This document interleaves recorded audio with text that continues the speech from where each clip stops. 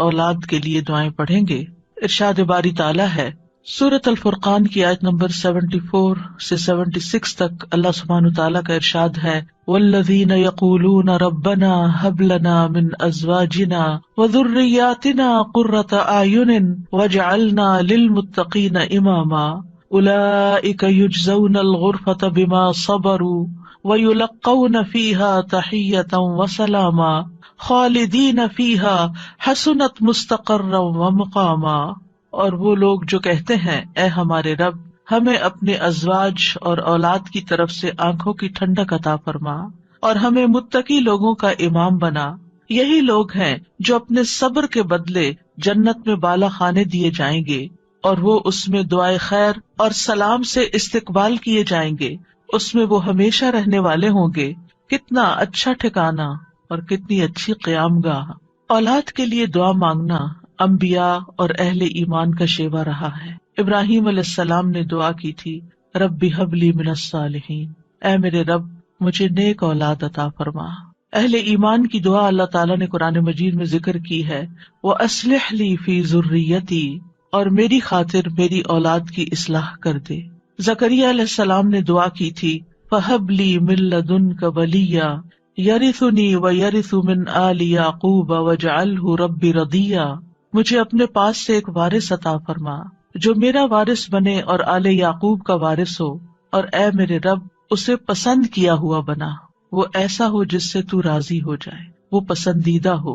ابراہیم علیہ السلام نے دعا کی تھی رب اجعلنی مقیم الصلاۃ ومن ذریتی ربنا وتقبل دعا، اے میرے رب مجھے بھی اور میری اولاد کو بھی نماز قائم رکھنے والا بنا، اے رب میری یہ دعا قبول فرما. اہل ایمان ہمیشہ اپنی اولاد کے لیے دعا کرتے ہیں. سورۃ الفرقان کی جو آیات میں نے آپ کے سامنے پڑھی ہیں یہ عباد الرحمان سے متعلق آیات ہیں کہ رحمان کے خاص بندے، رحمان کے پسندیدہ بندے اللہ تعالیٰ سے دعا کرتے ہیں کہ ربنا ھب لنا من ازواجنا وذریاتنا قرۃ اعین، کہ اللہ ہمیں اپنی ازواج سے اور اپنی اولاد سے آنکھوں کی ٹھنڈک عطا فرما. یاد رکھیے یہ دعا ہر صاحب ایمان کا شیوا ہے. ہر مومن کو یہ دعا کرتے رہنا چاہیے، چاہے ہماری اولاد نیک ہی کیوں نہ ہو، چاہے وہ فرما بردار ہی کیوں نہ ہو، چاہے وہ قرآن کی حافظ ہی کیوں نہ ہو، چاہے وہ دین کی عالم ہی کیوں نہ ہو، پھر بھی یہ دعا مانگتے رہنا چاہیے، اس لیے کہ دل رحمان کی 2 انگلیوں کے درمیان ہوتا ہے، وہ جیسے چاہے انہیں پھیر سکتا ہے. ہمیں نہیں معلوم کہ آج اگر ہماری اولاد دین پر ہے تو کل اس کا مستقبل کیا ہوگا، اس لیے کبھی بھی اس بارے میں بے فکر نہیں ہونا چاہیے. نیک سے نیک ترین اولاد بھی ہو، تہجد گزار بھی ہو، صائم اور قائم ہو، لیکن پھر بھی دعا کرتے رہیں.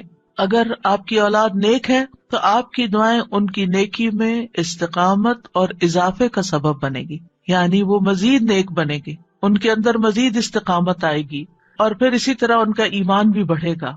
اور اگر وہ نیک نہیں ہے اور اگر وہ آپ کی آنکھوں کی ٹھنڈک نہیں ہے تو اس دعا سے انشاءاللہ وہ آپ کی آنکھوں کی ٹھنڈک بنیں گے.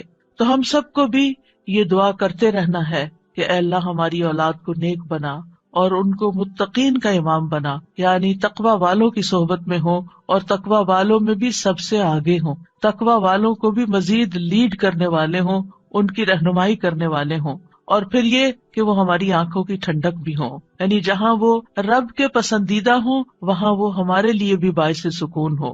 اس کے ساتھ ساتھ انسان کے لیے لازم ہے کہ وہ اپنی اولاد کی نیک تربیت بھی کرتا رہے، کیونکہ تربیت کی کوشش کرنا جو ہے ایک صبر آزما کام ہے. اسی لیے اس آیت کے بعد جو آیت آتی ہے اس میں صبر کرنے والوں کی جزا جنت میں غرفہ بتائی گئی ہے. عربوں کے ہاں گھر کے اندر جتنے بھی کمرے ہوتے ہیں ان میں سے سب سے بہترین کمرہ غرفہ کہلاتا ہے، یعنی سب سے اعلیٰ ترین درجہ. تو جنت میں بھی جب غرفہ کی بات ہے تو اس سے مطلب کوئی ہائی رائز بلڈنگ نہیں ہے، کیونکہ وہ ایک جگہ پر آتا نا کہ غرفات پر غرفات مبنیہ ہوں گے، تو اس سے مراد یہ ہے کہ جنت کے اعلیٰ ترین مقامات اللہ تعالیٰ ان کو عطا کرے گا جو صبر کے ساتھ تربیت بھی کرتے رہیں گے اور صرف اپنی تربیت اور اپنی کوشش کو کافی نہیں سمجھیں گے بلکہ اللہ تعالیٰ سے دعا بھی کریں گے. اور بہت دفعہ ایسا بھی ہوتا ہے کہ ہم تربیت میں پوری کوشش کر لیتے ہیں لیکن اس کا اثر اولاد میں نظر نہیں آتا، اولاد آپ کی ایکسپیکٹیشن پہ پوری نہیں اترتی. آپ جیسے ان کو دیکھنا چاہتے ہیں ویسے وہ نظر نہیں آتے. کیا ہم نوح علیہ السلام کی تربیت پہ کوئی شک کریں گے؟ ان کے 4 بیٹے تھے جن میں سے 3 بہترین بیٹے ثابت ہوئے، لیکن ایک بیٹا اپنے ہی راستے پر چل نکلا. تو اس میں انسان کی کوشش اگر ہو اور انسان کے بس میں ہو اولاد کی اصلاح تو وہ سبھی کو سیدھا کر کے رکھ دے. لیکن یاد رکھیے کوشش ہماری، دعا ہماری، اور اس میں اثر ڈالنے والا اور اس کو ہماری آنکھوں کی ٹھنڈک بنانے والا صرف اور صرف ہمارا رب ہے. اس لیے مومن صرف اپنی کوششوں پہ بھروسہ نہیں کرتا بلکہ وہ اپنے رب کو پکارتا رہتا ہے. اور پھر عام طور پر یہ ہوتا ہے کہ ہم اس دعا کو اپنی دعاؤں کا حصہ نہیں بناتے. ہاں، جب اولاد کی طرف سے کوئی تکلیف پہنچتی ہے، جب وہ ہماری کوئی بات نہیں مانتے یا ہمیں ناراض کرتے ہیں، تو پھر ہمیں خیال آتا ہے کہ ہمیں دعا کرنی چاہیے کہ ان کی اصلاح ہو جائے اور یہ سیدھے ہو جائیں اور ہماری آنکھوں کی ٹھنڈک بن جائے. یاد رکھیے یہ صرف اولاد کے بگاڑ کے وقت کی دعا نہیں ہے بلکہ ہمیشہ یہ دعا کرتے رہنا چاہیے. اپنی روزمرہ زندگی کی خاص دعاؤں میں اس دعا کو شامل کر لیں. اپنی نمازوں میں، سجدوں میں، قبولیت کے اوقات میں اپنی اولاد کے لیے دعا کریں، کیونکہ اولاد انسان کی محبوب ترین چیزوں میں سے ہے. جن کو اللہ نے اولاد کی نعمت سے نوازا ہے وہ اچھی طرح سمجھ سکتے ہیں کہ ہماری زندگی میں اولاد کا کیا مقام ہے. یعنی جب تک انسان والدین نہیں بنتا، ماں باپ نہیں بنتا، وہ اس بات کو سمجھ ہی نہیں سکتا کہ اولاد کیا چیز ہوتی ہے. کیونکہ انسان زندگی میں مختلف چیزوں سے محبت کرتا ہے، مختلف چیزوں کے ساتھ انسان کا لگاؤ ہوتا ہے، مختلف کام یا مختلف چیزیں اس کو پسند آتی ہیں. لیکن جب ایک عورت ماں بنتی ہے، ایک مرد جو ہے وہ باپ بنتا ہے، تو اس کے بعد اس کی زندگی میں جو تبدیلی آتی ہے، اس کے بعد اس کی زندگی کے اندر جو خوبصورتی آتی ہے، اس کے بعد اس کی زندگی کا جو محور اور مرکز بن جاتا ہے اور اس کی تمام توجہ کا مرکز جو چیز بن جاتی ہے، اور دن رات کی یہ ڈیوٹی 24/7 کی ہوتی ہے. یعنی باقی چیزوں سے تو آپ کسی وقت الگ بھی ہو سکتے ہیں، مگر یہ وہ رشتہ ہوتا ہے کہ جس سے آپ پھر مرتے دم تک الگ نہیں ہو سکتے، کیونکہ وہ آپ کے جسم کا ایک حصہ ہوتا ہے. اور اللہ تعالیٰ آپ کے دل میں ہر چیز سے زیادہ ان کے لیے محبت ڈال دیتا ہے، اور ان کی خوشی آپ کو خوش کرتی ہے اور ان کا دکھ آپ کو دکھی کرتا ہے. اس لیے انسان کو ہمیشہ اپنی دعاؤں میں یہ خاص دعا کرتے رہنا چاہیے، اور قبولیت کے اوقات میں بھی، کیونکہ اولاد سے ملنے والی آنکھوں کی ٹھنڈک اسی وقت ہوتی ہے جب اولاد سیدھے رستے پر ہوتی ہے، جب اولاد نیک ہوتی ہے، اچھے کام کر رہی ہوتی ہے، تو پھر ہی ماں باپ کی آنکھوں کی ٹھنڈک ہوتی ہے. اور اس دعا کے دوسرے حصے میں اپنے لیے دعا ہے کہ اللہ ہمیں متقین کا امام بنا. یعنی اولاد جو ہے ہم اس کے ایک طرح سے امام ہوتے، جیسے حدیث میں آتا ہے نا، کلکم راعٍ وکلکم مسئول عن رعیتہ. تو ہر ایک ہم میں سے رائی ہے، ہر ایک لیڈر، ہر ایک ذمہ دار ہے. تو اللہ تعالیٰ ہمیں ماں باپ کی حیثیت میں ایسا رول ماڈل بنا کہ ہم متقی ہوں اور ہماری اولاد بھی متقی ہو. یعنی ہماری اولاد میں بھی نیکی ہو اور پھر ہم نیکی کے ساتھ آگے ان کی رہنمائی کرنے والے ہوں. اور ویسے جنرل سینس میں دیکھیں تو اس میں انسان کو ایک ہائیسٹ مقام حاصل کرنے کی دعا یہاں سکھائی گئی ہے، اور وہ کیا کہ انسان ایسا انسان ہو کہ جسے دیکھ کر لوگ متقی بن جائیں. یعنی دوسرے لفظوں میں یہ کہ نیکیوں میں سبقت کرنے والے ہوں، نیکیوں میں آگے بڑھنے والے ہوں، تاکہ دوسرے لوگ بھی ہمیں دیکھ کر نیک بن جائیں. مثلاً اگر ایک مرد اول وقت میں مسجد میں جا کر نماز پڑھتا ہے تو اس کے بچوں پر اس کا کیا امپریشن ہوگا. یعنی اگر باپ ذمہ دار ہے تو بچے بھی دیکھ کر کہیں گے کہ ہاں ہمیں بھی یہی کام کرنا ہے، کیونکہ بچے ابتدائی زندگی میں خاص طور پر باپ کو، ماں کو بہت فالو کر رہے ہوتے ہیں. پھر اسی طرح اگر آپ کا پڑوسی آپ کو دیکھتا ہے، آپ کے کولیگز آپ کو دیکھتے ہیں کہ آپ کی توجہ سب سے زیادہ کس چیز کی طرف ہے، تو وہ بھی آپ کی دیکھا دیکھی نیکی کے کام میں آگے بڑھتے ہیں. آپ صدقہ کرتے ہیں اور کوئی آپ کو دیکھ رہا ہے، آپ کا مقصد نہیں دکھانا، لیکن کسی کو نظر آ جاتا ہے تو آپ کو دیکھ کر وہ بھی شروع کر دیتا ہے. تو آپ اس کے کیا بن گئے؟ امام. یعنی آپ لیڈ کر رہے ہیں، آپ آگے ہیں اور وہ آپ کو فالو کر رہے ہیں. تو ہمیں یہ دعا کرنی چاہیے اپنے لیے کہ اللہ ہمیں نیکی کے کاموں کا امام بنا، متقین کا امام بنا. تو یہاں ہم دیکھتے ہیں کہ یہ عباد الرحمان کی صفات میں سے ایک صفت ہے، اور وہ کہتے ہیں والذین یقولون ربنا ہب لنا. ہب کا لفظ جو ہے یہ ہبہ سے ہے، اور ہبہ کہتے ہیں بلا معاوضہ کوئی چیز دینا. یا رب ہم نے کچھ کیا نہیں، لیکن تو اپنے پاس سے ہمیں عطا فرما، اپنی خاص رحمت سے ہمیں یہ عطا فرما. من ازواجنا، ازواج کا لفظ جو ہے یہ زوج سے ہے، جن اور حیوانات ان سب میں نر اور مادہ پایا جاتا ہے جو ہر ایک دوسرے کا زوج کہلاتا ہے. یعنی عورت کے لیے بھی یہ لفظ استعمال ہوتا ہے اور مرد کے لیے بھی استعمال ہوتا ہے. اگر مرد یہ دعا کریں گے تو اپنی بیویوں کے لیے کریں گے کہ ہماری بیویاں ہمارے لیے آنکھوں کی ٹھنڈک ہوں، اور اگر عورتیں یہ دعا کریں گی تو ان کے ازواج ان کے خاوند ہوں گے کہ ان کو ہمارے لیے آنکھوں کی ٹھنڈک بنا.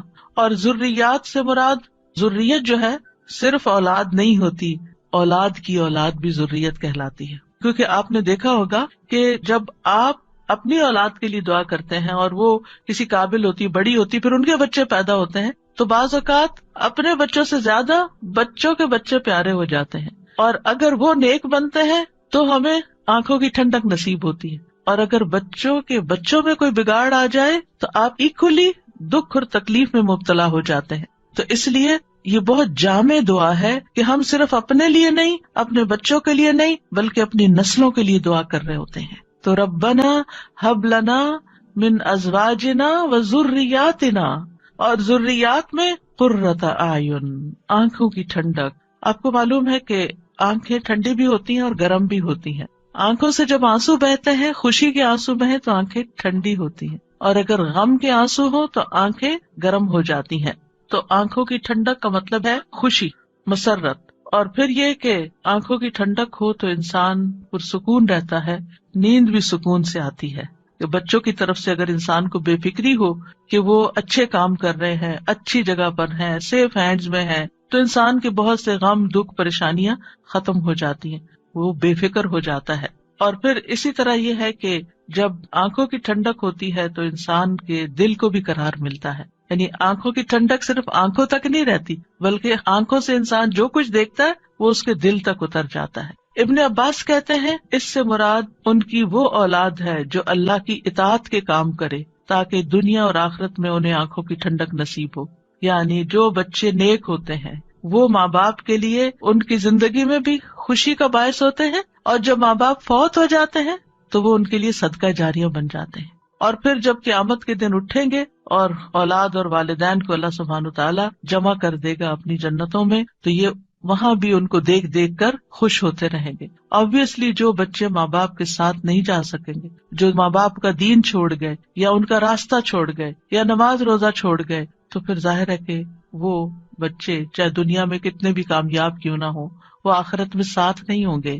تو اس لیے جب یہ دعا کرتے ہیں تو اس میں ان کی ہدایت اور صلاح کی دعا بھی آ جاتی ہے. یعنی یہاں اس دعا سے مراد صرف بچوں کا ظاہری حسن اور خوبصورتی اور ان کی دنیا کی کامیابیاں اور دنیا میں ان کا مال و دولت کمانا، یہ بھی ٹھیک ہے، خوشی کی بات ہوتی ہے. بچہ خوبصورت ہو تو ماں باپ کو بہت اچھا لگتا ہے، بچہ اگر کامیاب ہو، کوئی ڈگری کر لے تو ماں باپ کو بہت اچھا لگتا ہے، بچے کو اچھی جاب مل جائے تو ماں باپ بہت خوش ہوتے ہیں. اور جو ماں باپ صرف دنیا کے لیے جیتے اور جن کا مطلب اور مقصد، ایم اور گول صرف دنیا کمانا ہوتا ہے، وہ انہی باتوں پر خوش ہوتے رہتے ہیں. لیکن جو اہل ایمان ہوتے ہیں ان کی خوشی صرف اس چیز میں نہیں ہوتی، ان کی خوشی اولاد کی نیکی میں ہوتی ہے کہ ہماری اولاد نیک ہو. تو جب ہم یہ کہتے ہیں کہ ہمیں آنکھوں کی ٹھنڈک عطا کر، تو اس سے مطلب یہ ہوتا ہے کہ اللہ وہ تیرے اطاعت گزار ہوں، فرما بردار ہوں، خیر اور بھلائی کے کاموں میں آگے جانے والے ہوں، اللہ کی عبادت اچھے طریقے سے کرنے والے ہوں، گناہوں اور حرام کاموں سے بچنے والے ہوں. اور وجعلنا للمتقین اماما، کہ اللہ ہمارے ماتحت جتنے بھی لوگ ہیں وہ سب متقی ہوں. یعنی ایک طرف اولاد کے لیے دعا اور دوسری طرف ان لوگوں کے لیے جو ہمیں فالو کرتے ہیں یا جن کے اوپر ہم ذمہ دار بنائے گئے ہیں کہ یا اللہ ان کے اندر بھی تقویٰ پیدا کر دے. یعنی ہماری اولاد تو نیک ہو، لیکن آپ کے ساتھ جو لوگ کام کر رہے ہیں، جن کے آپ ذمہ دار ہیں، مثلاً اگر آپ استاد ہیں اور آپ کے شاگرد ہیں، یا آپ ایک لیڈر ہیں، کمیونٹی لیڈر ہیں اور آپ کے بہت سے فالوورز ہیں، یا اسی طرح اور جو بھی کام آپ لیڈرشپ رول میں کرتے ہیں، تو یا اللہ جو لوگ آپ کی جو ٹیم ہے، یا اللہ اس کو بھی متقی بنا دے، اس کے اندر بھی اپنی محبت پیدا کر دے.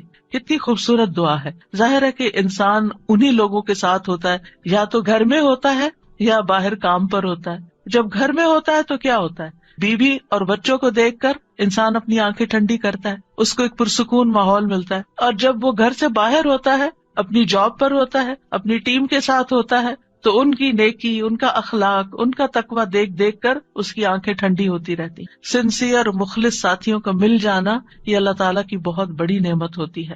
اور پھر آپ دیکھیے کہ یہ نہ صرف ان کے تقوی کی دعا ہے، بلکہ جو خود متقی بننے کی خواہش رکھتا ہوگا وہی چاہے گا کہ اس کے ساتھی اور اس کے ماحول کے لوگ اور اس کے آس پاس کے لوگ تقوی والے ہوں. اور یہ معنی بھی اس کا بنتا ہے کہ یا اللہ تو ہمیں اتنا تقوی عطا کر کہ ہم متقین کے امام بن جائیں، یعنی ان متقین میں سے بھی سب سے آگے وہ تقوی میں. للمتقین اماما، یعنی ہمیں ہدایت کا امام بنا، لوگوں کو ہم سے ہدایت حاصل ہو، گمراہی کا امام نہ بنے. کیونکہ اللہ سبحانہ تعالیٰ نے خوش بخت لوگوں کے بارے میں فرمایا سورۃ الانبیاء میں، وَجَعَلْنَاهُمْ أَئِمَّةً يَهْدُونَ بِأَمْرِنَا وَأَوْحَيْنَا إِلَيْهِمْ فِعْلَ الْخَيْرَاتِ وَإِقَامَ الصَّلَاةِ وَإِيتَاءَ الزَّكَاةِ وَكَانُوا لَنَا عَابِدِينَ. اور ہم نے انہیں ایسے پیشوا بنایا جو ہمارے حکم کے ساتھ رہنمائی کرتے تھے، اور ہم نے ان کی طرف نیکیاں کرنے اور نماز قائم کرنے اور زکوٰۃ ادا کرنے کی وحی بھیجی، اور وہ صرف ہماری عبادت کرنے والے تھے. تو اس سے کیا پتہ چلتا ہے کہ ہم نے انہیں ایسا پیشوا بنایا جو ہمارے حکم کے ساتھ رہنمائی کرتے تھے. یہ ہے متقین کے امام، کہ جو اللہ کی مرضی اور اللہ ہی کے دی ہوئی جو تعلیم اور ہدایت ہے اس کے مطابق لوگوں کو گائیڈ کرتے ہیں، صرف اپنی من پسند چیزوں یا اپنی طرف سے چیزیں ایجاد نہیں کرتے. اور اہل شقاوت بدبخت لوگوں کے بارے میں آتا ہے وَجَعَلْنَاهُمْ أَئِمَّةً يَدْعُونَ إِلَى النَّارِ، ہم نے ان کو ایسے امام بنایا جو لوگوں کو آگ کی طرف بلاتے ہیں، جیسے فرعون تھا، قارون اور اس طرح کے لوگ کہ لوگ ان کو فالو کرتے تھے اور وہ خود بھی آگ کی طرف جانے والے. جیسے فرعون کے بارے میں آتا ہے يَقْدُمُ قَوْمَهُ يَوْمَ الْقِيَامَةِ فَأَوْرَدَهُمُ النَّارِ، کہ قیامت کے دن وہ اپنی قوم کو لیڈ کر رہا ہوگا اور انہیں آگ میں لے جا کے گرائے گا. تو اس لیے بہت ضروری ہے کہ ہم خیر میں اچھا نمونہ بنے. اور ویسے بھی آپ دیکھیں کہ انسان کے امپریشنز ہوتے ہیں، انسان جو کچھ کرتا ہے اچھا کرتا ہے یا برا کرتا ہے اس کے آثار ہوتے ہیں. یعنی آپ اچھا کرتے ہیں اور آپ کو دیکھ کے جتنے لوگ خاموشی سے اچھا کر لیتے ہیں وہ سارے آپ کے آثار ہو گئے، اور ان سب کی نیکی آپ کی نیکی میں جمع ہو گئی. اور آپ کو دیکھ کر اگر کوئی شخص غلط ٹرینڈ اختیار کرتا ہے تو اس کی قباحت بھی آپ کے پلے میں پڑ گئی. تو متقین کا امام بننے کے لیے یاد رکھیے دو چیزیں بڑی اہم ہیں، ایک ہے صبر اور دوسرے ہے یقین. صبر اور یقین، یہ دو چیزیں ہوں تو یہ مقام حاصل کیا جا سکتا ہے. اللہ تعالیٰ فرماتے ہیں وَجَعَلْنَا مِنْهُمْ أَئِمَّةً يَهْدُونَ بِأَمْرِنَا لَمَّا صَبَرُوا وَكَانُوا بِآيَاتِنَا يُوقِنُونَ. اور جب انہوں نے صبر کیا تو ہم نے ان میں سے ایسے امام بنائے جو ہمارے حکم سے رہنمائی کرتے تھے اور وہ ہماری آیات پر یقین رکھتے تھے. یاد رکھیے ایک بچے کی تربیت صبر آزما کام ہوتا ہے، اور اس کے بارے میں ہوپ فل رہنا بھی بڑا ضروری ہوتا ہے. کیونکہ اگر ہم صبر کا دامن چھوڑ دیں اور یہ کہے کہ یہ تو ماننے والے نہیں اور یہ ہماری سنتے نہیں، ٹھیک ہے جو چاہیں کریں، اور ان کو کھلی چھٹی دے دیں، تو وہ تو بگاڑ کی آخری حد کو پہنچ جائیں گے. آپ کھلی چھٹی دے دیں گے نہیں، آپ کو اچھے اخلاق کے ساتھ، رویے کے ساتھ وقتاً فوقتاً ان کی اصلاح کا کام کرتے رہنا ہے. اور یہ صبر آزما کام ہے. یعنی بعض اوقات آپ کا دل اندر سے کٹ رہا ہوگا، آپ شدید غصے کا شکار ہوں گے، شدید نفرت کا شکار ہوں گے ان کے کسی غلط کام پر، لیکن آپ اس کا ایسا اظہار نہیں کریں گے کہ جس سے وہ ہمیشہ کے لیے آپ کو خیر بات کہہ کے چلے جائیں اور آپ سے کٹ جائیں. کیونکہ آپ دیکھیں بہت سے بچے ایسے ہوتے ہیں جو ماں باپ کی نیگنگ سے اور ماں باپ کی بد اخلاقی اور بدسلوکی سے پھر وہ ہمیشہ کے لیے ان کو چھوڑ ہی جاتے ہیں. تو ایسا کوئی طریقہ اختیار نہیں کرنا کہ جس سے وہ دور ہوں، بلکہ محبت کے ساتھ. یعنی اگر ان کے اندر آپ دیکھتے ہیں کچھ چیزیں ایسی ہیں جو درست نہیں، تو محبت کے ساتھ اور صبر کے ساتھ دعائیں کرتے کرتے ان کی اصلاح کرتے جائیں. ہو سکتا ہے آپ اپنی زندگی میں نہ دیکھیں وہ دن جس کو آپ دیکھنا چاہتے ہیں، لیکن مرنے کے بعد آپ کو ان کی دعائیں پہنچ رہی ہوں، آپ کی وہ محنت ضائع نہیں جائے گی. تو لما صبروا، صبر کرنا بہت ضروری ہے. اور پھر یہ ہے کہ ان کی طرف سے جتنی بھی آزمائشیں آئیں، ان کی طرف سے جو تکلیفیں آپ کو پہنچے، کیونکہ جو بھی ماں باپ بنتے ہیں وہ سب جانتے ہیں کہ اولاد کی طرف سے بعض اوقات آنکھوں کی ٹھنڈک سے زیادہ تکلیفیں ہی پہنچتی. یعنی وہ آپ کا مقام نہیں سمجھتے جب تک وہ خود ماں باپ نہیں بنتے. ان کو سمجھ نہیں آتی کہ ماں باپ کا مقام کیا ہے اور ماں باپ کی تکلیف کیا ہے. لہٰذا ایسے تمام مواقع پر صبر سے کام لینا ہے. اور دوسرا یہ کہ یقین رکھنا ہے، بے یقینی سے دعا نہیں کرنی. یقین رکھنا کہ اللہ میری دعائیں سنتا ہے اور وہ ضرور سنے گا. لم اکم بدعائک رب شقیہ، اے رب میں تجھ سے دعا مانگ کر کبھی بدبخت ہوا ہی نہیں. تو دعاؤں کا سننے والا ہے. ایسی دعا کرنے والوں کا انجام بہت بہترین ہے. اللہ تعالیٰ فرماتے ہیں اولئک یجزون الغرفۃ، ایسے نیک بندے جن کے اندر یہ صفات ہوں، جو یہ چاہتے ہوں کہ ان کی اولاد اچھی ہو جائے، ان کے ازواج، ان کی بیوی یا شوہر اچھا ہو جائے، اور پھر صبر کے ساتھ یہ سب کام کریں، تو پھر ان کا انجام بھی بہت اچھا ہے. اور وہ کیا ہے کہ جنت کا اعلیٰ ترین مقام، جیسا کہ سورۃ العنکبوت میں آتا ہے والذین آمنوا وعملوا الصالحات لنبوئنہم من الجنۃ غرفا تجری من تحتها الانہار خالدین فیہا نعم اجر العاملین الذین صبروا وعلی ربہم یتوکلون. اور جو لوگ ایمان لائے اور انہوں نے نیک کام کیے، ہم انہیں ضرور ہی جنت کے اونچے گھروں میں جگہ دیں گے، یعنی بہترین مقام پر جگہ دیں گے، جن کے نیچے سے نہریں بہتی ہیں. یعنی اوپر جب ہوتا ہے تو نیچے کا سین زیادہ بہتر نظر آتا ہے. ہمیشہ ان میں رہنے والے ہیں. دنیا میں آپ اگر کوئی ایسی جگہ پر، کسی سی سائڈ پر، کسی بہترین سینری اور گرینری کے مقام پر، اونچی کسی ہائیسٹ فلور پر پینٹ ہاؤس خرید بھی لیں، رہ بھی لیں، لیکن آپ کو ہر وقت دھڑکا لگا رہتا ہے کہ پتہ نہیں کب دنیا سے چلے جانا ہے، یا اگر رینٹ پر رہ رہے ہیں تو پتہ نہیں کب یہاں سے نکلنا پڑ جائے، تو آپ پوری طرح انجوائے نہیں کر سکتے. یعنی انسان جتنا بھی چاہے دنیا میں کمپلیٹ انجوائمنٹ ہے ہی نہیں، کیونکہ اس کے ساتھ کئی مسائل اور کئی مشکلات ہوتی ہیں. لیکن آخرت میں بلند ترین مقامات میں فرمایا خالدین فیہا، وہ اس میں ہمیشہ رہیں گے. نکلنے کا، اس کو چھوڑنے کا، اس کے خراب ہونے کا، اس کی مینٹیننس کا کوئی فکر ہی نہیں ہے، صرف انجوائمنٹ ہی ہے. نعم اجر العاملین، لیکن یہ کس کو ملتا ہے؟ جو عمل کرتے ہیں، جو کام کرتے ہیں، جو محنت کرتے ہیں. کتنا اچھا اجر ہے عمل کرنے والوں کا. کون ہے وہ عمل؟ کیا دو عمل بتائے گئے؟ الذین صبروا وعلی ربہم یتوکلون، وہ جو صبر کرتے ہیں اور اپنے رب پر توکل کرتے ہیں، بھروسہ کرتے ہیں. اور اس کے علاوہ حدیث سے بھی اس مقام کو حاصل کرنے کی بات ہمیں پتہ چلتی ہے. نبی صلی اللہ علیہ وسلم نے فرمایا جنتی لوگ اپنے سے بلند کمرے والے کو، غرفہ والوں کو اپنے اوپر ایسے دیکھیں گے جیسے وہ دنیا میں چمکدار گہرے ستارے کو دیکھتے. اتنے بلند ہوں گے ان کے مقامات. آپ سوچئے کبھی آپ جب جہاز پر ونڈو سیٹ پر بیٹھے ہوتے ہیں تو آپ جب نیچے دیکھتے ہیں تو بعض بہت ہی خوبصورت مناظر نظر آتے ہیں. تو آپ سوچئے کہ جس کا گھر وہ ستارے کی جگہ پر ہو، اتنا بلند مقام اس کو مل چکا ہو، تو پھر اس کو کیا کچھ نظر نہیں آئے گا نیچے. فرمایا کہ جس طرح وہ دنیا میں چمکدار گہرے ستارے کو دیکھتے ہیں جو آسمان کے مشرقی یا مغربی کنارے میں بہت دور ہوتا ہے، ان میں سے ایک دوسرے سے افضل ہوگا. لوگوں نے عرض کیا یا رسول اللہ، یہ تو انبیاء کے محل ہوں گے جنہیں ان کے سوا اور کوئی نہ پا سکے گا. آپ نے فرمایا نہیں، اس ذات کی قسم جس کے ہاتھ میں میری جان ہے، یہ ان لوگوں کے لیے ہے جو اللہ پر ایمان لائے اور انبیاء کی تصدیق کی. ایک اور روایت میں آتا ہے بے شک جنت میں ایسے غرف ہیں جنتی ان کے باہر والے حصے کو اندر سے دیکھ سکیں گے اور اندر والے حصے کو باہر سے دیکھ سکیں گے. اللہ نے یہ ایسے شخص کے لیے تیار کیے ہیں جو لوگوں کو کھانا کھلائے اور سلام عام کرے اور رات کو نماز ادا کرے جب لوگ سو رہے ہیں. اور الحمدللہ رمضان ایسا مہینہ ہوتا ہے کہ جس میں آپ یہ تینوں کام کر سکتے ہیں. آپ کی ہرس ہوتی ہے کہ زیادہ سے زیادہ لوگوں کو افطار کرایا جائے، زیادہ سے زیادہ لوگوں تک راشن پہنچایا جائے، یعنی ان کو کھلایا جائے. اور جب آپ مسجد جاتے ہیں تو تراویح بھی ہوتی ہے اور بہت سے لوگ مل جاتے ہیں تو سلام پہ سلام ہو رہا ہوتا ہے. یا دینی مجالس کا زور ہوتا ہے رمضان میں جس میں لوگ اکٹھے ہوتے ہیں تو پھر ایک دوسرے سے ملاقات کر کے سلام کے مواقع آتے ہیں. اور یہ صرف رمضان ہی کے لیے نہیں ہے بلکہ سارا سال انسان ایسے کاموں کی رغبت رکھے، ایسے کاموں سے محبت کرے. اور ان کی جنت میں وہ کیا ہوگا؟ وَيُلَقَّوْنَ فِيهَا تَحِيَّةً وَسَلَامًا، وہاں ان کو سلام اور دعا دی جائے گی. تحیہ کہتے ہیں زندگی کی دعا دینا، یعنی ان کے استقبال کے لیے ایسے فرشتے موجود ہوں گے جو انہیں سلام بھی کریں گے اور سلامتی کی دعائیں بھی دیں گے. جب کوئی سلامتی کی دعا آپ کو دیتا ہے تو کتنا دل خوش ہوتا ہے. تو وہاں فرشتے ان کو دعائیں دے رہے ہوں گے. اور پھر آپس میں جب ملاقاتیں ہوں گی جنتیوں کی تب بھی سلام دعا ہو رہی ہوگی. اور یہ سلامتی ان کو کس لیے ملی؟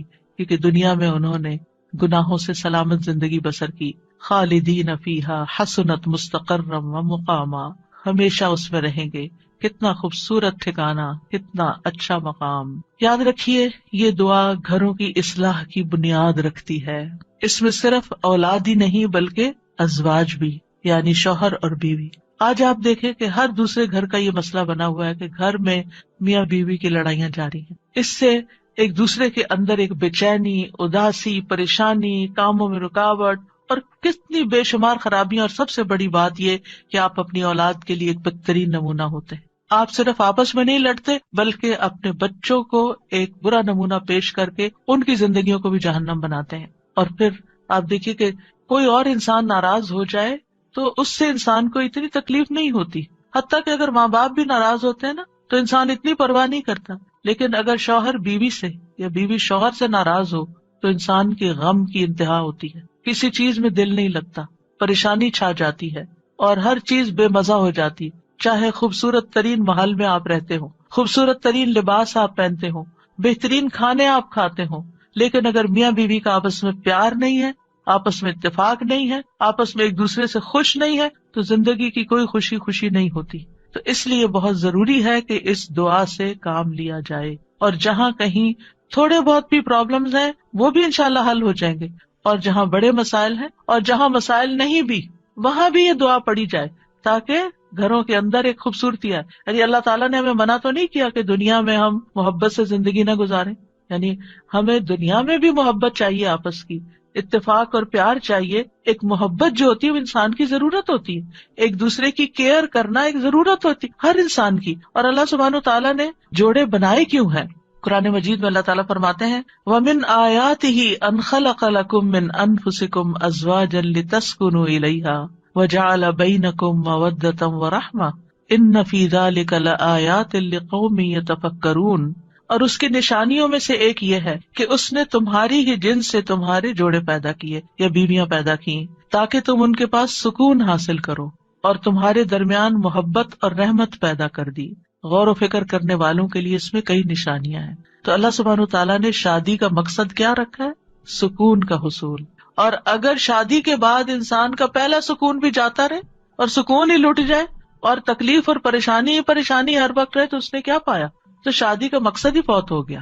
ٹھیک ہے، شادی کے اور بھی کئی مقاصد ہو سکتے ہیں، لیکن سب سے بنیادی اور اول مقصد اللہ تعالیٰ نے کیا رکھا ہے اس رشتے کے اندر؟ ایک دوسرے سے سکون، مودت اور رحمت.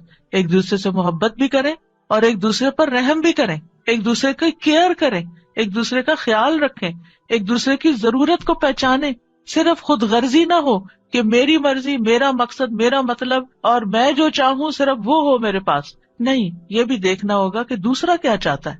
اور جن کپلز کو یہ سمجھ آ جاتی ہے کہ دوسرے کی خواہش کیا ہے اور وہ دوسرے کی خواہش کو پورا کرنے کی کوشش کرتے ہیں تو لازماً دوسرا بھی پھر ان کی خواہش پوری کرتا ہے اور ایک خوشگوار زندگی وجود میں آتی ہے. اسی طرح اللہ تعالیٰ نے سورۃ النحل میں بھی فرمایا وَاللَّهُ جَعَلَ لَكُم مِّنْ أَنفُسِكُمْ أَزْوَاجًا وَجَعَلَ لَكُم مِّنْ أَزْوَاجِكُمْ بَنِينَ وَحَفَدَةً وَرَزَقَكُم مِّنَ الطَّيِّبَاتِ أَفَبِالْبَاطِلِ يُؤْمِنُونَ وَبِنِعْمَةِ اللَّهِ هُمْ يَكْفُرُونَ. اور اللہ نے تمہارے لیے تمہارے نفسوں سے بیویاں پیدا کی اور تمہارے لیے تمہاری بیویوں سے بیٹے اور پوتے پیدا کیے. یعنی اللہ نے ان سے تمہیں اولاد دی اور اس نے تمہیں پاکیزہ چیزوں سے رزق عطا کیا. کیا پھر بھی وہ باطل پر ایمان لاتے ہیں اور اللہ کی نعمت کا انکار کرتے ہیں، یعنی اللہ تعالیٰ کی نعمتوں کی ناشکری کرتے ہیں؟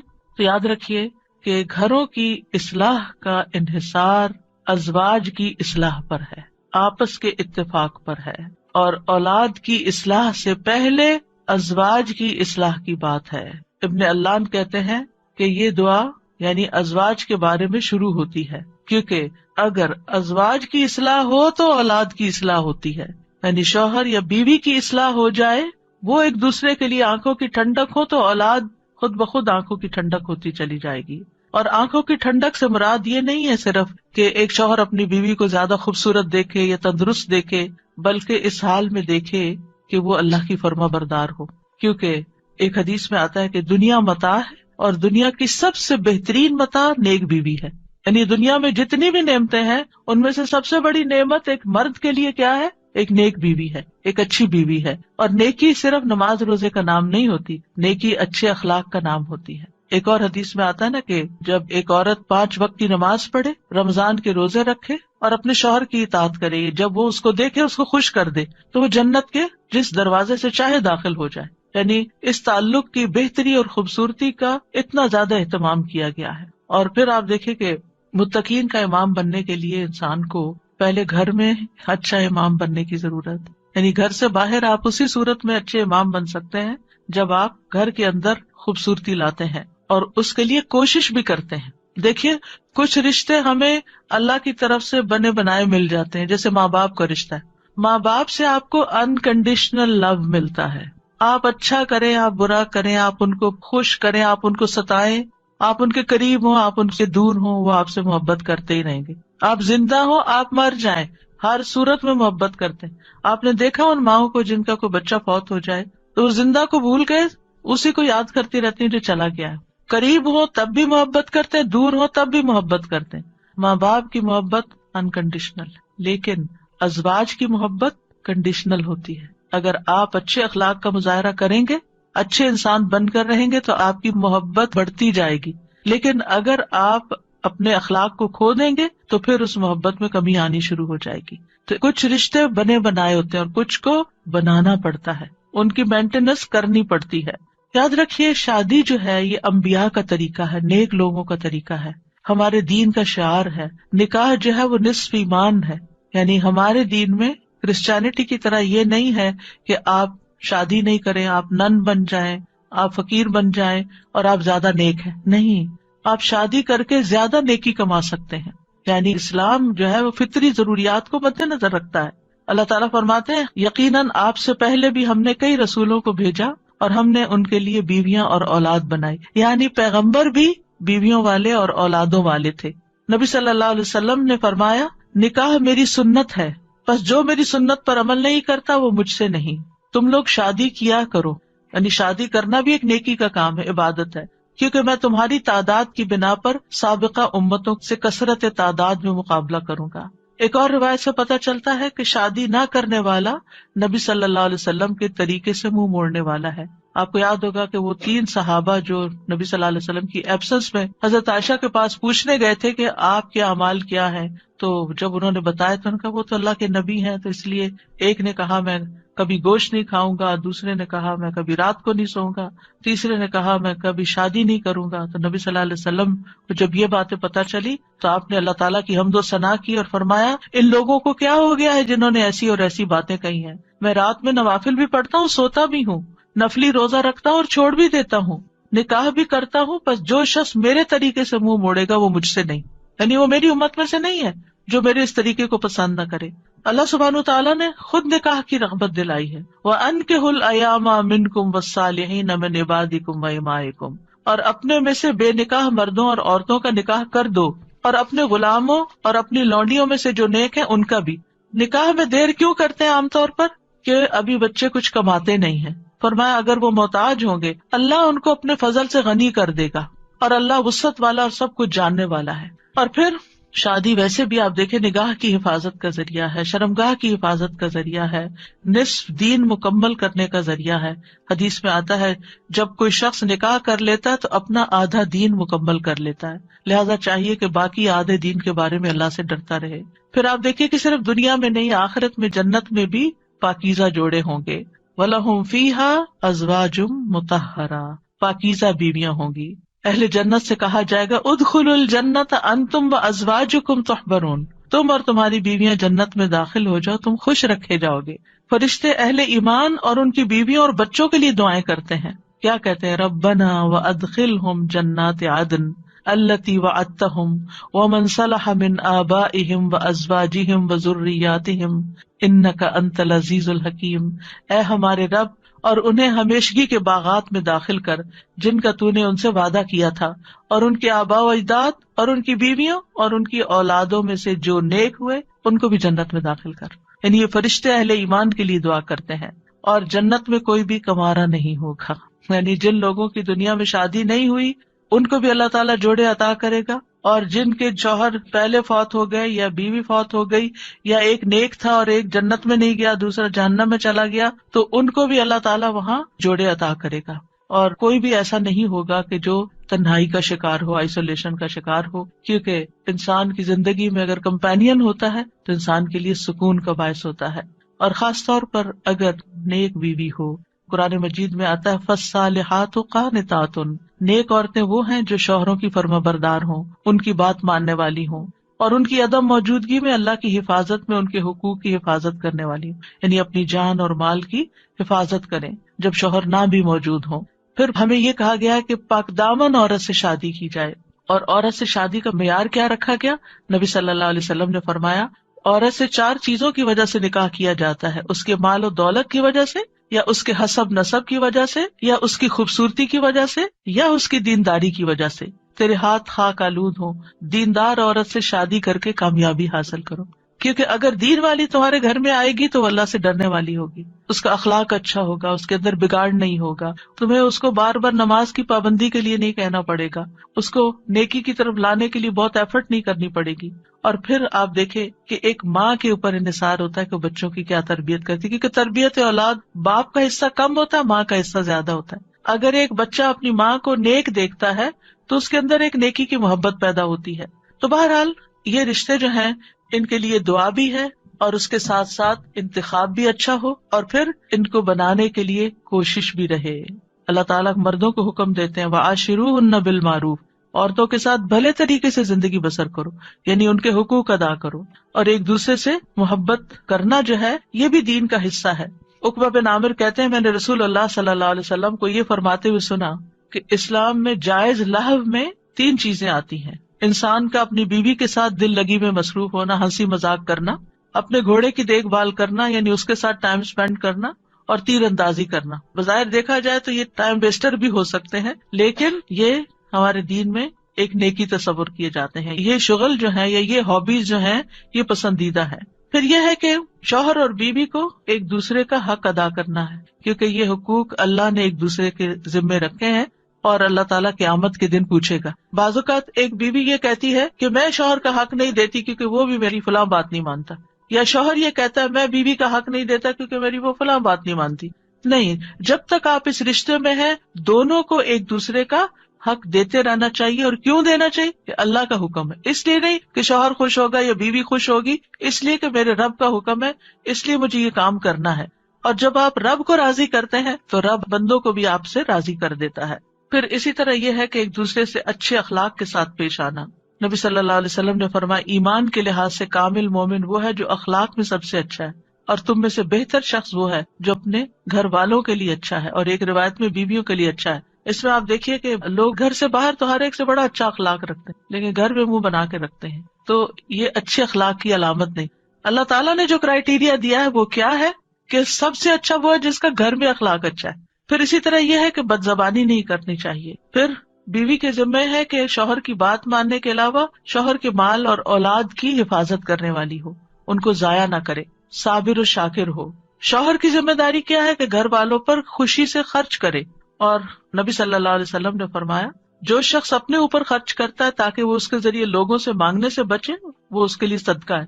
یعنی آپ اپنی پرسنل نیڈس کے لیے اسپینڈ کرتے ہیں، یہ بھی صدقہ ہے. جو شخص اپنی بیوی اور بچوں اور اپنے گھر والوں پہ خرچ کرتا ہے وہ بھی صدقہ شمار ہو جاتا ہے. یعنی شوہر کے نامہ اعمال میں وہ نیکی لکھی جاتی ہے کہ یہ اپنی بیوی پر بچوں پر خرچ کرنے والا ہے. پھر اسی طرح اچھے گزران کا اصول کیا ہے کہ ایک دوسرے کی اچھی عادتوں پر نظر رکھی جائے اور بری عادتوں کو اگنور کیا جائے.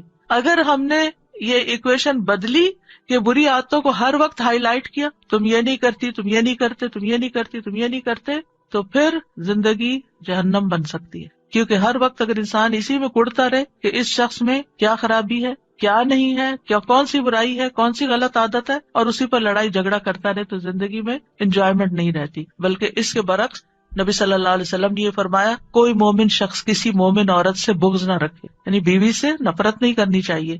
اگر عورت کی ایک عادت ناپسند ہوگی تو کوئی دوسری عادت پسند ہوگی. تو کیا مطلب ہے کہ ناپسند بات کو چھوڑو، جو پسندیدہ ہے اس پر نظر رکھو. پھر اسی طرح یہ ہے کہ نیک اولاد کے لیے بھی کوشش کے علاوہ اور دعائیں بھی ہمیں سکھائی گئی ہیں، جیسے ان کی پیدائش سے پہلے ہی دعا کرنا، ربی حب لی من الصالحین، اے میرے رب مجھے نیک اولاد عطا کر. یعنی ابھی اولاد ہوئی نہیں لیکن پہلے سے ہی دعا مانگنا شروع ہو جائے انسان کہ اللہ مجھے نیک اولاد دینا. اور پھر یہ کہ شادی کے وقت ایسی عورت کا انتخاب کرنا جس کے اندر بچے پیدا کرنے کی صلاحیت ہو، کیونکہ نبی صلی اللہ علیہ وسلم نے اس بات کا حکم دیا کہ محبت کرنے والی اور زیادہ بچے پیدا کرنے والی عورت سے شادی کرو. یعنی یہ ہمارے دین میں پسندیدہ چیز ہے. پھر اسی طرح شادی سے ملنے والی جو نیک اولاد ہے اس کا فائدہ کیا ہے کہ وہ مرنے کے بعد والدین کے لیے دعائیں کرتی ہے اور ماں باپ کے لیے صدقہ جاریہ بن جاتی ہے، اور یہ والدین کی درجات کی بلندی کا ذریعہ بنتا ہے۔ جہاں تک اولاد کی تربیت کا تعلق ہے تو اولاد کے بارے میں سوال ہوگا، یعنی ماں باپ دونوں سے پوچھا جائے گا کہ انہوں نے ان کی تربیت میں کیا کوشش کی۔ پھر اسی طرح اولاد کا پہلا حق کیا ہے؟ حدیث میں آتا ہے، نبی صلی اللہ علیہ وسلم نے فرمایا اپنے نطفوں کے لیے اچھی عورت کا انتخاب کرو، یعنی نیک عورت کا انتخاب کرو، اور دین میں ہم پلہ عورتوں سے نکاح کرو اور ہم پلہ مردوں کو اپنی بیٹیوں کا نکاح کر کے دو۔ پھر اسی طرح اچھے باپ کا انتخاب، رسول اللہ صلی اللہ علیہ وسلم نے فرمایا جب ایسا شخص تمہارے پاس نکاح کا پیغام بھیجے جس کے دین اور اخلاق سے تم مطمئن ہو تو اس سے اپنی بیٹی کا نکاح کرو، یعنی اوباش آوارہ لڑکے ہوں تو پھر ان کے ساتھ شادی نہیں کرو، کیونکہ شادی کے بعد کیا ہوگا، آپ کی بیٹی کو مصیبت میں ڈال دے گا۔ فرمایا اگر ایسا نہیں کرو گے تو زمین میں فتنہ اور زبردست فساد برپا ہوگا، یعنی پھر فساد ہی فساد، بگاڑ ہی بگاڑ۔ پھر اسی طرح ولادت سے پہلے شیطان سے حفاظت کی دعا سکھائی گئی کہ جب شوہر بیوی ایک دوسرے سے ملیں تو دعا پڑھیں، جیسے حضرت مریم کی والدہ نے دعا پڑھی تھی وَإِنِّي أُعِيذُهَا بِكَ وَذُرِّيَّتَهَا مِنَ الشَّيْطَانِ الرَّجِيمِ۔ کتنی خوبصورت دعا ہے کہ اللہ میں اس بچی کو بھی اور اس کی آئندہ آنے والی ذریت کو بھی تیری پناہ میں دیتی ہوں شیطان سے بچا کر۔ پھر یہ کہ بچوں کو سب سے پہلے توحید سکھانی چاہیے، بچپن سے ہی بچوں کے اندر اللہ کا ڈر پیدا کرنا چاہیے، دین کی تعلیم سیکھنے میں رغبت دلانی چاہیے، اچھے اخلاق کی تعلیم دینی چاہیے، ہر چیز کے مینر سکھانے چاہیے، اور پھر اس کے لیے اگر سرزنش بھی کرنی پڑے، ڈانٹنا بھی پڑے تو اس میں بھی کوئی حرج نہیں ہے۔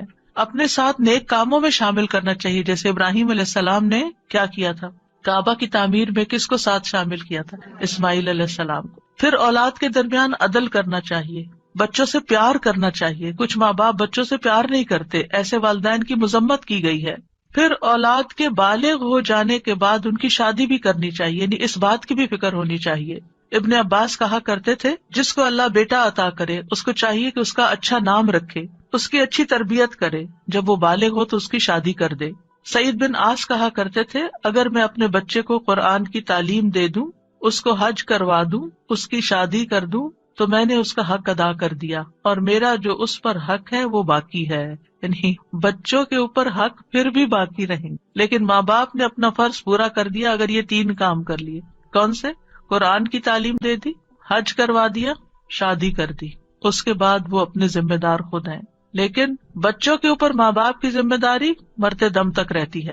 قتادہ کہتے ہیں اگر لڑکا بالغ ہو جائے اور اس کا باپ شادی نہ کرے بچے کی، اور وہ کسی بے حیائی کا ارتکاب کرے، یعنی کسی برائی میں پڑ جائے، تو باپ گناہگار ہوگا، یعنی وہ لڑکا تو ہوگا ہی یا لڑکی تو ہوگی ہی، لیکن ماں باپ بھی گناہگار ہوں گے۔ تو اس لیے شادی کے معاملے میں انسان کوشش ضرور کرے، رشتہ نہیں ملتا یا کوئی اسباب نہیں بن رہے تو وہ الگ بات ہے، لیکن ماں باپ کو اس بات کی فکر ہونی چاہیے، کیونکہ دیکھا گیا کہ وقت کے ساتھ ساتھ یہ فکر ختم ہو گئی ہے، اور بعض ماں باپ نے تو یہ چیز اولاد پر ہی چھوڑ دی ہے۔ پھر اسی طرح یہ بھی خوشخبری سن لیجئے کہ والدین کی دعائیں اپنی اولاد کے حق میں قبول ہوتی ہیں، اس لیے بچوں کے لیے زیادہ سے زیادہ دعائیں کیا کریں، یعنی خاص طور پر اگر بچے جو ہے وہ دور ہوں یا آپ کی ایکسپیکٹیشن پہ پورے نہیں اتر رہے ہوں تو ان کو اپنی دعاؤں میں یاد رکھیں۔ نبی صلی اللہ علیہ وسلم نے فرمایا 3 قسم کے لوگوں کی دعائیں قبول ہوتی ہیں اور ان کی قبولیت میں کوئی شک و شبہ نہیں، مظلوم کی دعا، مسافر کی دعا اور والد کی اپنے اولاد کے لیے دعا۔ تو اس لیے ہمیں دعائیں کرتے رہنا چاہیے، اور ان دعاؤں میں ربنا ہب لنا من ازواجنا، جن کو آتی ہے وہ بھی پڑھے، ربنا ہب لنا من ازواجنا وذریاتنا قرۃ اعین وجعلنا للمتقین اماما۔ اب اس میں آپ دیکھیے کہ آپ نے فوکس کرنا ہے ازواج، ذریات، اور پھر للمتقین اماما، للمتقین اماما۔ اس میں وہ لوگ بھی آ جاتے ہیں جن کے ازواج نہیں یا جن کی اولاد نہیں، تو وہ کیا ہے؟ متقین کے امام۔ کیونکہ آپ دیکھیے کہ حضرت عائشہ رضی اللہ تعالیٰ عنہا جو تھی بہت ینگ ایج میں 18 ایئرس کی تھی کہ وہ بیوہ ہو گئی تھی، بہت چھوٹی عمر میں، لیکن آپ کو معلوم ہے ان کے شاگردوں کی تعداد کتنی زیادہ ہے۔ ایک تو کچھ ڈائریکٹ شاگرد تھے نا، اور ایک آج تک ہم سب شاگرد ہیں ان کے۔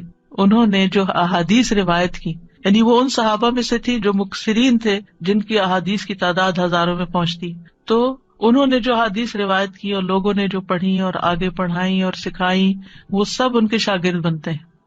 تو ایسے لوگ جو وہ علم حاصل کرتے ہیں اور وہ تقوی حاصل کرتے ہیں، تو یہ بھی ایک لیڈرشپ ہوتی ہے۔ ہو سکتا ہے کہ یہ لیکچر کچھ ایسے لوگ بھی سن رہے ہوں کہ جن کی ابھی شادی نہیں ہوئی، یا شادی ہوئی تو شوہر نہیں ہے، شوہر چلا گیا دنیا سے، یا ڈیورس ہو گئی، یا پھر یہ کہ شادی ہوئی شوہر ساتھ ہے لیکن بچے نہیں ہوئے، یا یہ کہ بچے ہوئے اور فوت ہو گئے، یعنی کئی سیناریوز ہیں، کئی سچویشن بن جاتی ہیں۔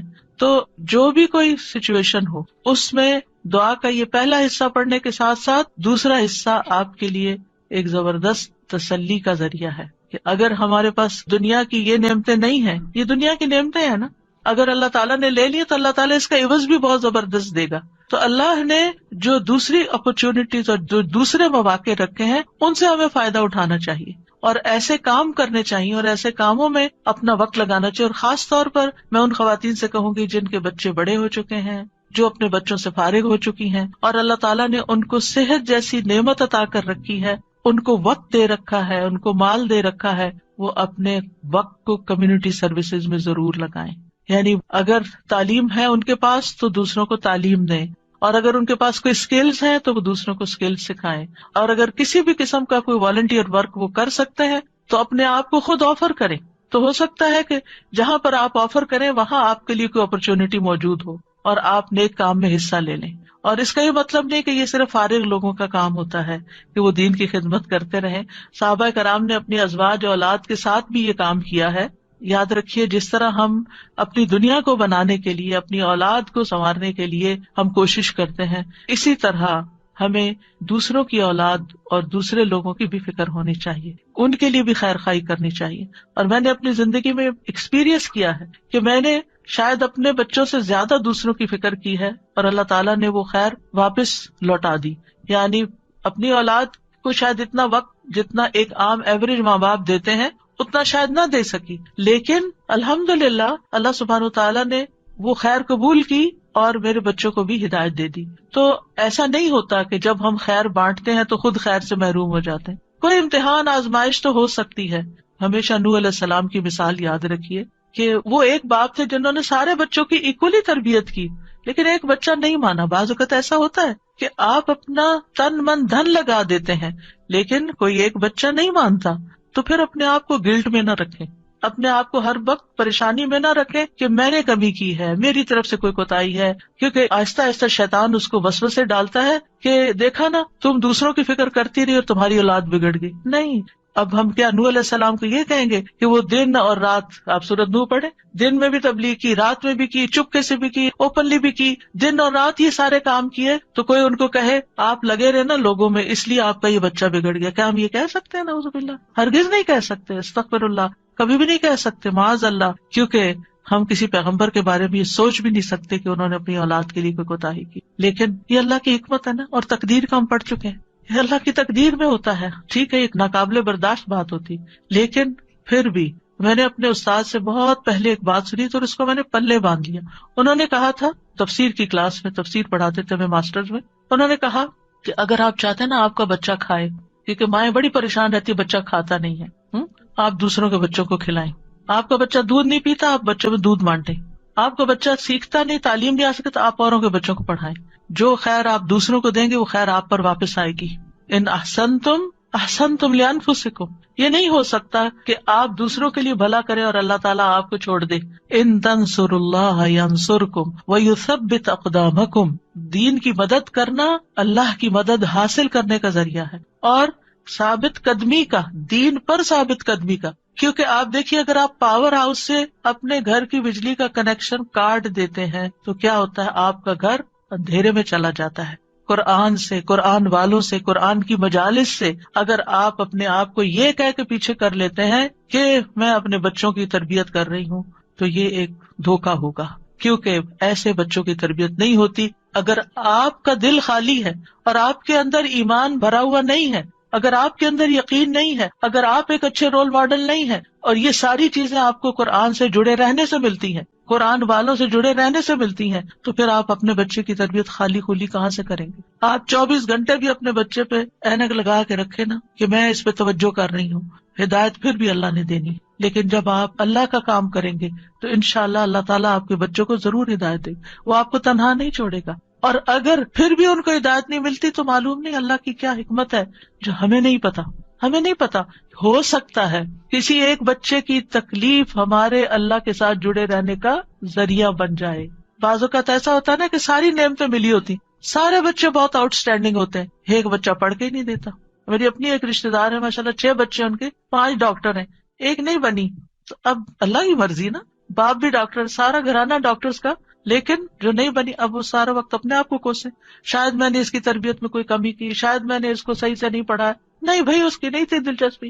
ہر کوئی ڈاکٹر نہیں بننا چاہتا، ہر کوئی دین کا عالم نہیں بننا چاہتا، ہر کوئی وہ کام نہیں کرنا چاہتا جو آپ اس کے لیے سجیسٹ کر رہے ہیں۔ اس کی اپنی ایک سوچ ہے، اس کی اپنی ایک رائے ہے، تو اس میں بچوں کو مارجن بھی دے، اس میں تھوڑی سی آزادی بھی دے، اور ان کے لیے خوب دعائیں کریں، کیونکہ جب ہماری زندگی میں کوئی مشکل آ جاتی ہے نا، کوئی آزمائش آ جاتی ہے، تو پھر کیا ہوتا ہے، ہم اللہ سے اور قریب ہو جاتے ہیں۔ بعض اوقات پتہ کیا ہوتا ہے، ہم نماز کے ساتھ چند نوافل پڑھ لینا ایکسٹرا، اور چند نفلی روزے رکھ لینا، اور حج کے ساتھ عمرہ بھی کر لیں، پھر ہم اپنے آپ کو کیا سمجھنے لگتے ہیں، ہم بہت نیک ہو گئے ہیں، ہم نے بہت اچھے اچھے کام کر لیے ہیں۔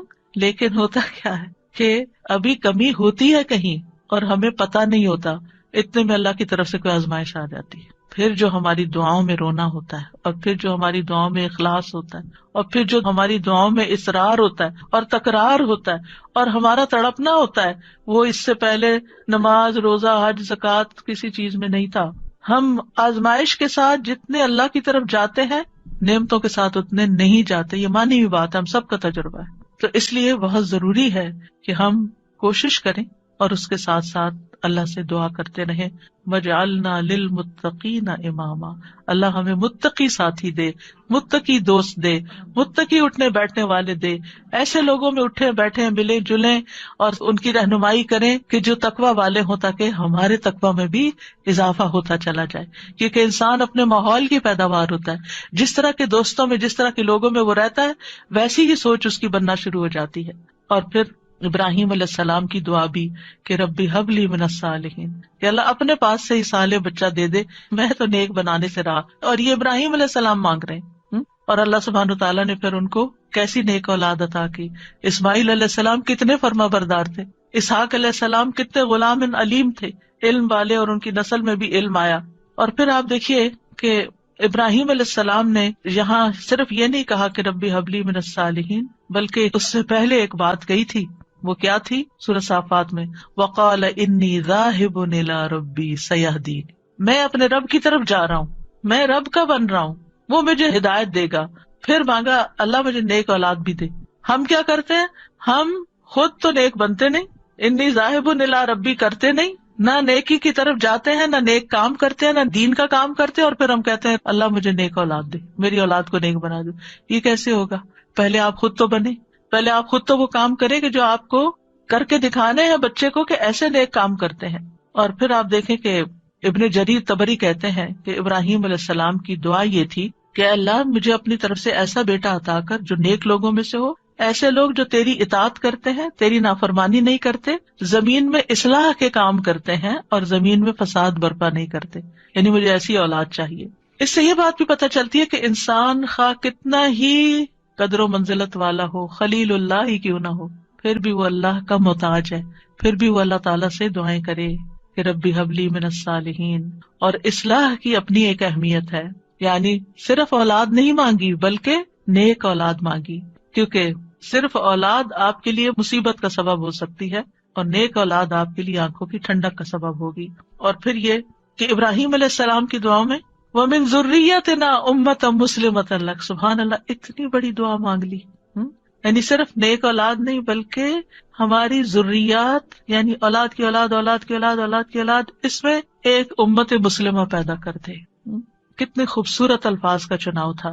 پہلے حبلی کہا، اللہ تحفہ چاہیے تیری طرف سے، ہدیہ چاہیے، ہبہ چاہیے، میں نے کچھ نہیں کیا، مجھے تیری طرف سے عنایت چاہیے کہ تو مجھے ایسا بیٹا عطا کر دے کہ جس کے اندر فطرت میں اندر خیر ہو، اندر نیکی ہو، اور بڑا ہو کے وہ اچھے کام کرے اور پھر صرف یہ نہیں، وَمِن ذُرِّيَّتِنَا أُمَّةً مُسْلِمَةً لَكَ، اللہ ہماری اولاد میں سے ایسے لوگ پیدا کر جو تیرے فرما بردار ہو، مُسْلِمَةً لَكَ ہوں۔ اور پھر آپ دیکھیے کہ کس طرح اللہ سبحانہ وتعالیٰ نے ابراہیم علیہ السلام کو نوازا، سبحان اللہ، ابو الانبیاء ہے، انبیاء کے باپ ہیں۔ اور پھر آپ دیکھیے کہ جتنے بھی الہامی مذاہب ہیں، کرسچینٹی ہے یا جوڈازم ہے، اسلام ہے، ان سب کے وہی لیڈر ہیں۔ اللہ تعالیٰ نے کہا تھا نا، انی جاعلک للناس اماما، یا ابراہیم میں تمہیں لوگوں کا امام بنانے والا ہوں۔ اور کس طرح پھر اللہ تعالیٰ نے ان کو امام بنایا۔ پھر اسی طرح اگر اولاد نہ ہوتی ہو تو پھر یہ دعا کرتے ہیں، رب لا تذرنی فردا وانت خیر الوارثین، اے میرے رب تو مجھے اکیلا نہ چھوڑ، تو ہی سب وارثوں میں سے بہتر وارث ہے۔ یہ زکریا علیہ السلام کی دعا تھی کہ رب لا تذرنی فردا وانت خیر الوارثین، تو اللہ نے دعا قبول کر لی۔ فاستجبنا لہ ووہبنا لہ یحییٰ، ہبہ ہے یہاں بھی، اور ہم نے اس کو یحییٰ عطا کیا۔ واصلحنا لہ زوجہ، اور اس کی بیوی کی اصلاح کر دی۔ کیوں؟ انہم کانوا یسارعون فی الخیرات، کیونکہ وہ نیکیوں میں سبقت کرتے تھے، نیکیوں میں دوڑ دوڑ کے جاتے تھے۔ وَيَدْعُونَنَا رَغَبًا وَرَهَبًا، اور وہ ہمیں رغبت اور رہبت، امید اور خوف کے ساتھ پکارتے تھے۔ وَكَانُوا لَنَا خَاشِعِينَ، یہ تین چیزیں دعاؤں کی قبولیت کا ذریعہ ہیں۔ نیکی کے کاموں میں تیز جانا، جلدی کرنا، سستی نہ کرنا۔ یسارعون، سرعت سے ہے یہ لفظ، کہ ان انبیاء کی دعائیں کیوں قبول ہوئی؟ کیونکہ وہ نیکی کے کاموں میں تیزی دکھاتے تھے، دوسرے دعائیں کرتے تھے۔ وَيَدْعُونَنَا رَغَبًا وَرَهَبًا، یعنی کوشش بھی کرنی ہے، بھاگنا بھی ہے اللہ کی طرف، اور دوسرے دعائیں کرنی ہے، اور تیسرے تکبر میں نہیں آنا۔ وَكَانُوا لَنَا خَاشِعِينَ، وہ ہمارے لیے خشوع کرنے والے تھے۔ ابن قیم کہتے ہیں نیک اعمال کرنا اور اس کی طرف سبقت لے جانا دعا کی قبولیت کے بڑے اسباب میں سے ہے، اسی لیے اللہ تعالیٰ نے ان کی دعائیں قبول کر لی۔ پھر ایک اور دعا ہے جو حضرت زکریا علیہ السلام نے ہی مانگی، رب ہب لی من لدنک ذریۃ طیبہ انک سمیع الدعاء، اے میرے رب مجھے اپنی طرف سے نیک اور پاکیزہ اولاد عطا فرما، بے شک تو ہی دعائیں سننے والا ہے۔ یعنی ہبہ وہ ہوتا ہے نا جو بغیر معاوضے کے خوش دلی اور احسان کے طور پر کسی کو کوئی چیز دے دی جائے۔ یعنی ایک ہبہ ہوتا ہے، ایک ہدیہ ہوتا ہے، ایک صدقہ ہوتا ہے۔ تو صدقہ وہ ہوتا ہے جس سے آخرت کا اجر و ثواب چاہیے، اور ہدیہ وہ ہوتا ہے جس سے تحفہ دینے والے اور جس کو تحفہ دیا گیا اس کے درمیان محبت پیدا کرنا مقصود ہوتا ہے۔ یعنی ہدیہ محبت کے لیے ہوتا ہے، اور ہبہ جو ہے وہ کسی مقصد کے لیے ہوتا ہے۔ ہبہ وہ چیز ہوتی ہے کہ جس کو ہبہ کی جاتی ہے صرف اس کا فائدہ مطلوب ہوتا ہے، ٹھیک ہے۔ مطلب یہ تھا کہ اے اللہ مجھے اپنے پاس سے ایسا ہدیہ دے جو بغیر کسی عوض کے، میری بغیر کسی کوشش اور محنت کے ہو، تو بس تو آپ عطا کر دے۔ من لدن کا، اپنے پاس سے دے دے، کیونکہ تیرے پاس تو سب کچھ ہے۔ اور پھر ذریۃ طیبہ دے، جو اپنے اقوال و افعال میں پاک ہو، جسموں میں پاک ہو۔ انک سمیع الدعاء، آپ تو دعائیں سننے والے۔ یہ محبت اور رحمت کو کھینچ لانے والی بات ہے۔ تو دعا کرنا جو ہے انبیاء کی سنت ہے، اور پھر اللہ کی جگہ یا اللہ کہنے کی بجائے رب بھی کہا گیا ہے، رب کو وسیلہ بنا کر دعا کی گئی ہے۔ اسی لیے آپ دیکھیں انبیاء کی ساری دعائیں ربنا سے شروع ہوتی ہیں یا ربی سے شروع ہوتی ہیں، اور پھر صرف اولاد نہیں، نیک اولاد، اور پھر اولاد کو نیک بنانے کے اسباب بھی، اور پھر یہ یقین کہ دعا تقدیر کو بدل دیتی ہے۔ حضرت زکریا انتہائی بوڑھے تھے لیکن انہوں نے یقین سے دعا کی۔ اور پھر ابراہیم علیہ السلام کی دعا، رب اجعلنی مقیم الصلاۃ ومن ذریتی ربنا وتقبل دعا، اے میرے رب مجھے بھی اور میری اولاد کو بھی نماز قائم رکھنے والا بنا، اے میرے رب میری یہ دعا قبول فرما۔ ربنا اغفر لی ولوالدی وللمؤمنین یوم یقوم الحساب، اے ہمارے رب مجھے اور میرے والدین اور تمام مومنوں کو اس دن معاف فرما دے جب حساب لیا جائے گا۔ رب اوزعنی ان اشکر نعمتک التی انعمت علی وعلی والدی وان اعمل صالحا ترضاہ واصلح لی فی ذریتی، یہ بھی اولاد کے لیے دعا ہے کہ اللہ میری ذریت کی اصلاح کر دے، میری ذریت کو نیک بنا دے۔ انی تبت الیک، میں تیری طرف واپس پلٹتا ہوں، توبہ کرتا ہوں، وانی من المسلمین، اور بلا شبہ میں فرما بردار ہوں۔ اور ربنا وجعلنا مسلمین لک ومن ذریتنا امۃ مسلمۃ لک وارنا مناسکنا وتب علینا انک انت التواب الرحیم، اے ہمارے رب ہم دونوں کو، یعنی ابراہیم اور اسماعیل علیہ السلام نے مانگی تھی دعا، اپنا فرما بردار بنا لے، اور ہماری اولاد میں سے ایک جماعت پیدا کر جو تیری فرما بردار ہو، اور ہمیں اپنی عبادت کے طریقے بتلا اور ہماری توبہ قبول فرما، بے شک تو بڑا توبہ قبول کرنے والا، نہایت رحم کرنے والا ہے۔ اور پھر آپ دیکھیے کہ کس طرح اللہ سبحانہ وتعالیٰ نے وہ دعا قبول کی، اور محمد صلی اللہ علیہ وسلم ان کی اولاد میں پیدا ہوئے، اور پھر ان سے امت مسلمہ پیدا ہوئی۔ تو یہ دعا جو ہے اس کی قبولیت میں بہت عرصہ لگا تھا، لیکن قبول ہوئی، تو اس لیے انسان کو مایوس نہیں ہونا چاہیے۔ اور اسی طرح یہ دعا جو مسنون دعا ہے، اللہم انی اعوذ بک من جار السوء ومن زوج تشیبنی قبل المشیب ومن ولد یکون علی ربا یا ربا ومن مال یکون علی عذابا ومن خلیل ماکر عینہ ترانی وقلبہ یرعانی ان رأى حسنۃ دفنها واذا رأى سیئۃ اذاعها۔ اے اللہ میں تیری پناہ طلب کرتا ہوں برے پڑوسی سے، برا نیبر نہیں ہو، اور ایسے ساتھی سے، زوج سے، شوہر یا بیوی ایک دوسرے کے لیے، جو مجھے بڑھاپے سے پہلے بوڑھا کر دے، یعنی پریشان کر کر کے، اور ایسی اولاد سے جو مجھ پہ آقا بن بیٹھے، یعنی مجھ پہ اپنا حکم چلائے، ایسے مال سے جو میرے لیے عذاب کا باعث بن جائے، یعنی کئی دفعہ مال انسان کے لیے مصیبت بن جاتا ہے، ایسے چال باز دوست سے جس کی آنکھیں مجھے دیکھ رہی ہوں اور جس کا دل میری نگرانی کرتا ہے، یعنی وہ میرے عیبوں کو ہی دیکھتا رہے اور میرے حالات کا جائزہ لیتا رہے، اور وہ میری ہر نیکی کو دباتا جائے اور برائی کو نشر کرے۔ کچھ ایسے بھی لوگ ہوتے ہیں نا آپ کے آس پاس کہ جو آپ کو اپنا دوست بتاتے ہیں، یعنی آپ کے لیے اپنی دوستی ظاہر کرتے ہیں، لیکن وہ آپ کی ہر نعمت سے جلتے ہیں اور آپ کی ہر خرابی سے خوش ہوتے ہیں، اور آپ کے اندر کوئی کمی بیشی ہو تو جا کے دوسروں میں نشر کر دیتے ہیں۔ تو یہاں 5 چیزوں کی برائی سے بچنے کی دعا کی گئی ہے: برا پڑوسی، بد اخلاق مرد یا عورت، نافرمان اولاد، عذاب بننے والا مال، اور چال باز دوست۔ تو بہرحال یہ تھا آج کا ہمارا پروگرام، اور آج اتنے اتفاق کی بات ہے، یہ ہمارا 7واں پروگرام تھا، اور آج 7 اپریل ہے، اور آج ہی میری شادی ہوئی تھی، تو بغیر کسی پلاننگ کے یہ ساری چیزیں اتفاق سے جمع ہو گئی، الحمدللہ۔ وآخر دعوانا ان الحمد للہ رب العالمین۔ سبحانک اللہم وبحمدک، اشہد ان لا الہ الا انت، استغفرک واتوب الیک۔ السلام علیکم ورحمۃ اللہ وبرکاتہ۔